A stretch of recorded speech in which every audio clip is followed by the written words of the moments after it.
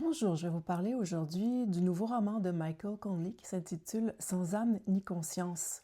On dit souvent que la réalité dépasse la fiction. Ben, dans ce cas-ci, c'est vrai parce que Michael Connelly a eu l'idée de ce roman à la suite d'une affaire qui est toujours en cours aux États-Unis. D'ailleurs, c'est pas encore réglé.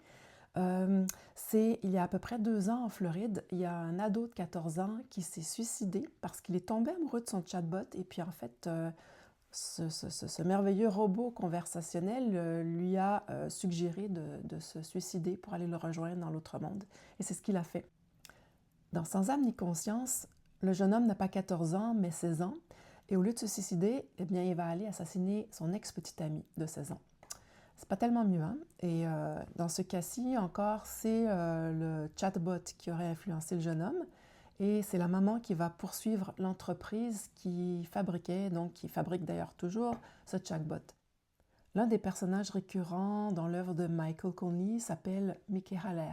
Il est avocat et son surnom aussi, c'est l'avocat à la Lincoln. Il y a une série sur Netflix qui a été tirée et je crois, si ma mémoire est bonne, qu'elle s'intitule La défense Lincoln. Oui, c'est ça, la défense Lincoln. Alors, pour ceux que ça intéresse. L'idée, c'est que plus jamais ce genre de dérive ne se reproduise. Mais comment y parvenir? Quel genre de garde-fou installer? Qu'est-ce qu'il faut faire?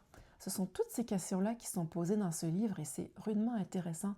Et ce qui m'a fasciné, c'est qu'à un moment donné aussi, comme tous les enregistrements avec l'intelligence artificielle ont été conservés, eh bien, il serait possible de faire intervenir en cours l'intelligence artificielle en question et lui poser des questions et voir qu'est-ce qu'elle en pense et avoir son avis. Et ça, j'ai trouvé ça fascinant.